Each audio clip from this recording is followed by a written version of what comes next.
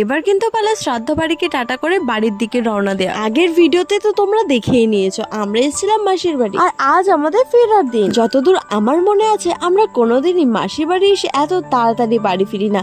সব থেকে কম আমরা অন্তত এক সপ্তাহ স্টে করি, বাট এবারটা অন্যতা হলো কারণ কিছু কাজ পড়ে গিয়েছে। তো যাই হোক, আমরা ফেরার পথে কিন্তু অনেক পাট গাছ দেখলাম। মাসিদের ওখানে প্রচুর পাট গাছ চাষ হয়। আর আজ আমরা সবাই মিলে বাড়ি ফিরছি বলে মেশো কিন্তু ভোর ভোর একটা মেশিন ভ্যান নিয়ে হাজির হয়েছিল এবং সেটা করেই আমরা চলে এসেছিলাম স্টেশনে এসে যথারীতি ট্রেনে তো উঠলাম, বাট এতটাই ভিড় যে বনুকে বসতে হয়েছিল ব্যাগের ওপরে। আর আমরা তো শিয়ালদা পর্যন্ত দাঁড়িয়েই চলে এসেছি। শিয়ালদায় নেমেও কিন্তু আমাদের আরো একটা ট্রেন ধরতে হবে, তো সেটার জন্যই আমরা ওয়েট করছি স্টেশনে। আর এবার আমরা যাব ডায়মন্ড হারবার। যেহেতু ট্রেন লেট আছে সেই জন্য আমরা স্টেশনেই বসে পড়ে পাপড় খাচ্ছি, যেটা কিনা মাসি পাঠিয়ে দিয়েছিল আমাদের কথা ভেবে। তো যাই হোক, ট্রেনটা সময় মতো পেয়ে গিয়েছি। এবার ফিরে পড়লাম আমাদের ভালোবাসার শহর ডায়মন্ড হারবারে। আজ এই পর্যন্ত, ধন্যবাদ।